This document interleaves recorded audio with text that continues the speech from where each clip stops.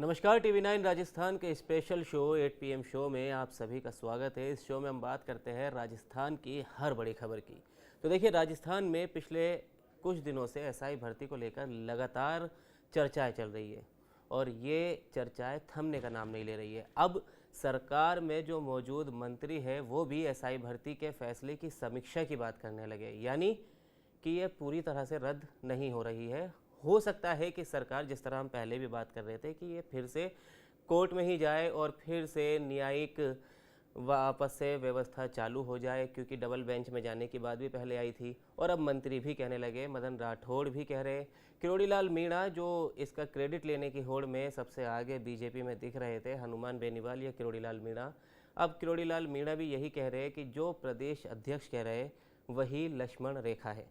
तो देखिए, एक तरफ तो सरकार के मंत्री अब समीक्षा की बात करने लगे, खुद प्रदेश अध्यक्ष मदन राठौड़ भी समीक्षा की बात कर रहे हैं, वहीं दूसरी तरफ विपक्ष लगातार सरकार पर इस मुद्दे को लेकर हमलावर है। लेकिन एक बात विपक्ष भी मान रहा है कि देखिए, जो एसआई भर्ती 2021 में ईमानदारी से परीक्षा देकर पास हुए थे, उनके साथ ही कहीं ना कहीं अन्याय है। तो हो सकता है कि सरकार को इसमें, विपक्ष का भी इस मामले में साथ मिले और विपक्ष इस मुद्दे को ज़्यादा ना उठाए और सरकार फिर से कोर्ट में जाए। तो इन्हीं सब बातों को लेकर आज चर्चा करेंगे सुमित देवड़ा के साथ, जो कि लगातार एसआई भर्ती पर नज़र बनाए हुए हैं और लगातार वो उसको लेकर अपडेट दे रहे हैं। तो लेकिन उससे पहले मदन राठौड़ और किरोड़ी लाल मीणा का वो बयान सुनाते हैं, जिसके बाद अब इस चर्चा ने ज़मीन अपनी मजबूत कर ली है। हालांकि इससे पहले जोगाराम पटेल भी बयान दे चुके हैं, जवाहर बेड़म भी आज विधानसभा सत्र के बाद उन्होंने बयान दिया था इस मामले को लेकर कि ये भी समीक्षा कर रहे हैं। तो पहले सुनिए प्रदेश अध्यक्ष और मंत्री किरोड़ी मीणा का बयान। देखिए, हमारा मंतव्य काम नहीं आएगा। हमारा ये है कि जो न्यायालय ने निर्णय दिया है उस निर्णय की समीक्षा होगी, कानून के विशेषज्ञ इसकी छानबीन जांच करेंगे, पूरा समझेंगे, समझ करके जो जनहित में होगा, युवकों के हित में होगा, वही निर्णय सरकार करने वाली है। सर, इस फैसला क्या मानना है सर, क्योंकि आपने चुनाव इस मुद्दे को लेकर लड़ा था कि इस भर्ती को जो गलत जिन्होंने किया उसको रद्द किया जाना चाहिए, हाई कोर्ट ने रद्द कर दिया। अब इफ और बट किस बात का है? देखिए, हमारे यहाँ बहुत स्पष्ट बात है कि हमने, सरकार ने जो फैसला किया था कि जो व्यक्ति 33 वर्ष जिसके पूरे हो रहे हैं उसके बाद उसको इस जीवन में कभी अवसर मिलने वाला नहीं है, और जिसने न्यायोचित तरीके से परीक्षा भी दी है तो उसके साथ भी अन्याय नहीं हो, यह हमने सोच समझ करके और निर्णय लिया था। लेकिन जो निर्णय न्यायाधीश ने दिया है, कोर्ट ने जो निर्णय दिया, उसकी समीक्षा करने के बाद जो निर्णय होगा, समीक्षा के आधार पर ही फैसला होगा। तो प्रदेश अध्यक्ष जी ने बता दिया, वो एक अंतिम लाइन है, लक्ष्मण रेखा है। प्रदेश अध्यक्ष जी ने जो बताया है, क्योंकि तय तो संगठन और सत्ता ही करेगी और वही तय करेगी जो कोर्ट ने आदेश दिया। आप उस फैसले से क्या समझे? जो मैंने तो पहले ही कह दिया, व्यक्तिगत रूप से मैं बहुत खुश हूँ और परीक्षा होनी चाहिए, दोबारा होनी चाहिए। पर सर, क्या अपील की जाएगी सरकार इसके खिलाफ? ये मेरी जानकारी नहीं। अभी कैबिनेट हुई थी कल और उसमें ऐसी कोई चर्चा नहीं है। तो सुना आपने मदन राठौड़ का बयान। मदन राठौड़ तो अपनी एक ही लाइन पर नज़र आ रहे हैं, लेकिन किरोड़ी लाल मीणा का जो बयान आपने सुना, उसमें आप देख रहे हैं कि किरोड़ी लाल मीणा चाहते तो नहीं हैं सरकार और संगठन के साथ जाना, व्यक्तिगत तौर पर तो वो बहुत खुश है और वो रद्द के साथ ही रहना चाहते हैं, उसी पे ही आगे बढ़ना चाहते हैं, लेकिन सरकार और संगठन से आगे जा नहीं सकते। जो प्रदेश अध्यक्ष ने कह दिया वही अंतिम रेखा है और वही लक्ष्मण रेखा है। लेकिन अब इस पर विपक्ष क्या निशाना साध रहा है वो भी आपको सुनाते। देखिए, सचिन पायलट का बड़ा बयान सामने आया और जैसा कि अभी हमने शुरू में बताया कि विपक्ष सरकार को तो घेर रहा है, लेकिन इस बात पर विपक्ष भी बार बार, हर नेता विपक्ष का यही कह रहा है कि जो ईमानदारी से परीक्षा देकर आई उनके साथ कहीं ना कहीं अन्याय है। तो सुनिए पहले सचिन पायलट का बयान।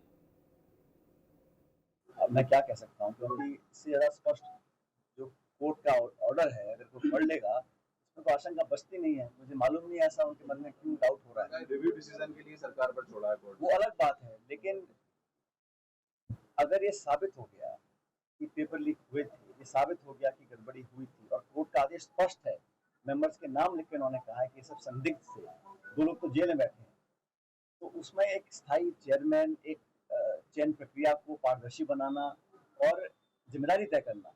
मसला ये है कि जिम्मेदारी किसी की नहीं, पेपर लीक हो रहा है, भर्ती कैंसिल, जिम्मेदार कौन है? उनको तो पकड़ना है। और सरकार ने क्या किया पौने 2 साल में? कमेटी बना दी, सब कमेटी बना दी, रिकमेंडेशन आ गई और फिर कोर्ट में जाके बिल्कुल पलट गए। सरकार के मंत्री कहते हैं करना चाहिए, सरकार करना नहीं चाहती है। क्या मजबूरियां थी, क्या व्यवस्थाएं थी?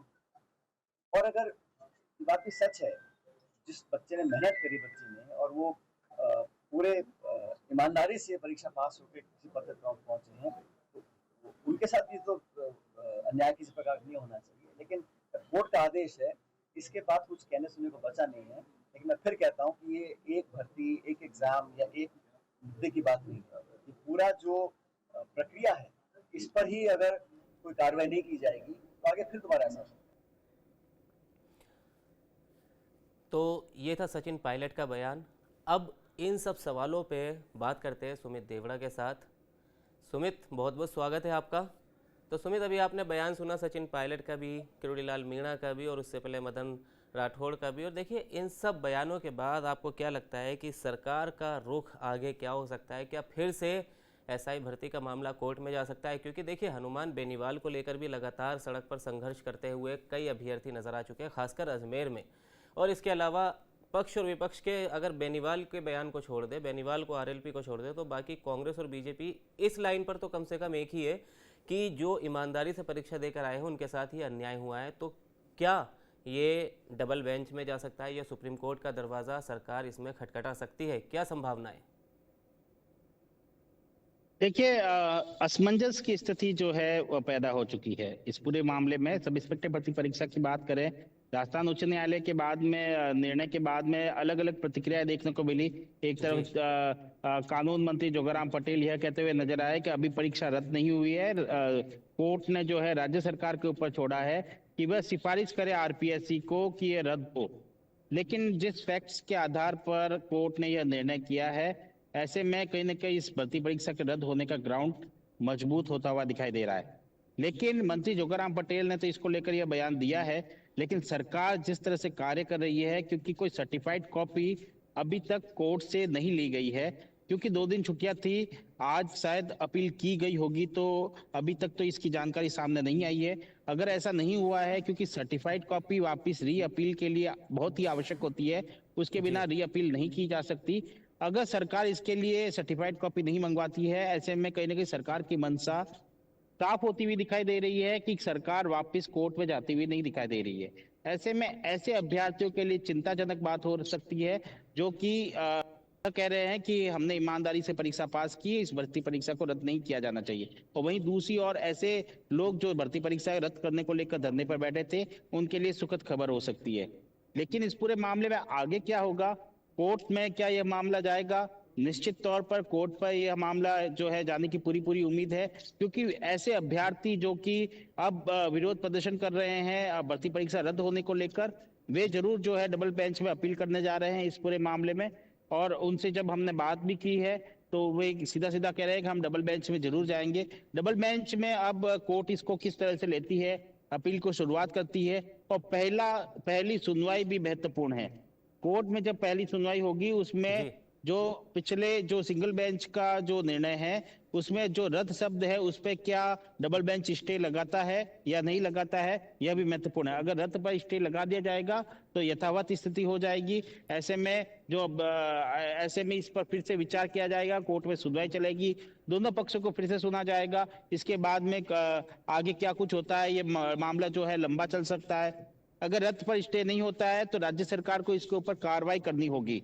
राज्य सरकार इसके ऊपर क्योंकि कोई सर्टिफाइड कॉपी नहीं मंगवा रही है, एक तरफ यह कहा जा रहा है कि समीक्षा की जाएगी, न्याय विभाग द्वारा जो है इसकी जो कॉपी मंगवा कर उसको पढ़ा जाएगा, एक रिपोर्ट बनाई जाएगी, इसके बाद में जो है आरपीएससी को भेजा जाएगा। आरपीएससी जो है राज्यपाल को, अगर वे रद्द करने पे जाते हैं तो राज्यपाल को भेजा जाएगा। इसके बाद में जो है यह गृह विभाग से जो है एक आदेश पारित होगा, इसके बाद में रद्द की जाएगी। क्योंकि रद्द करने की प्रक्रिया भी, हालांकि कोर्ट से निर्णय फैसला देखने को मिला है, लेकिन रद्द करने की प्रक्रिया भी अभी लंबी है। ऐसे में इस बीच में अगर कोर्ट में जाते हैं और कोर्ट में सुनवाई होती है, तो डबल बेंच क्या कुछ करता है, यह भी एक महत्वपूर्ण पक्ष है, वो देखना होगा। जी अकेल। लेकिन सुमित, इसमें सभी पक्षों को देखें, अगर बात करें, अब जब से हाईकोर्ट ने अपना ये फैसला दिया उसके बाद से देखिए, भजनलाल सरकार की बात करें तो हमने इससे पहले भी, आपको शो में याद होगा, फ्राइडे में हमने यही बात की थी कि अगर एसआई भर्ती रद्द को लेकर सरकार आगे बढ़ जाती है तो बाकी कम से कम 18 से 20 भर्तियां और खड़ी है जिन पर जांच चल रही है, जिन पर सवाल उठ रहे हैं और आरोप लगे हुए उस भर्तियों में भी, तो क्या उनको भी रद्द किया जाएगा? और अगर सरकार कोर्ट में वापस जाती है तो जो एसआई भर्ती को लेकर पिछले 3 से 4 सालों में ये संघर्ष देखा गया है, हनुमान बेनीवाल भी लगातार धरना दे रहे थे और उनको भी बड़ा एक जन समर्थन मिल रहा था, तो उनकी नाराज़गी झेलनी पड़ेगी। वहीं अगर दूसरी बात करें हनुमान बेनीवाल की, तो अब हनुमान बेनीवाल पहले तो बहुत खुश हो रहे थे, क्रेडिट ले रहे थे, लेकिन अब इनके खिलाफ भी सड़कों पर लोग नज़र आ रहे हैं। अभ्यर्थी जो ईमानदारी से पास हुए वो कई लोग नज़र आ चुके हैं, उनके परिजन तक हनुमान बेनीवाल को कह रहे हैं कि उनका बेड़ा गर्क, कोई इस तरह के बयान अभ्यर्थियों के सामने आ रहे हैं। अब किरोड़ीलाल मीणा का बयान तो आपने अभी सुना कि वो कह रहे हैं कि मैं व्यक्तिगत तौर पर तो मैं काफ़ी खुश हूँ कि वो रद्द हो गई, लेकिन सरकार और संगठन के सामने मैं कुछ आगे नहीं बढ़ सकता। अब रही बात कांग्रेस की, तो कांग्रेस इस मामले पर शुरू से ही सॉफ्ट नज़र आई है, आक्रामक वो नज़र नहीं आई है, तो वो अभी भी दोनों ही बातें कर रही है। तो क्या ये सभी के लिए स्थिति इतनी ज़्यादा जटिल हो गई है राजस्थान में?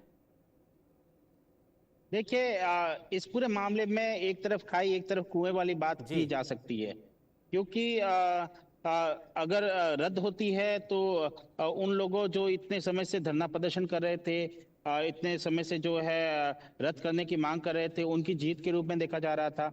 लेकिन अब वो लोग सामने आ गए हैं जो इस परीक्षा में सफल हुए।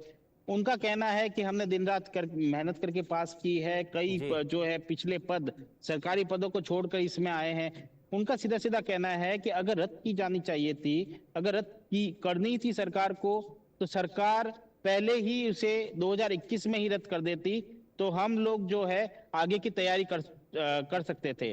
क्योंकि हमारी जो है उम्र, हालांकि कोर्ट ने कहा है कि जो अभ्यर्थी है उनको रियायत दी जाए, लेकिन उनका कहना है कि जो 4 साल का गैप जो पढ़ाई में आ चुका है ट्रेनिंग के दौरान, उस जो गैप को है वो भरा नहीं जा सकता।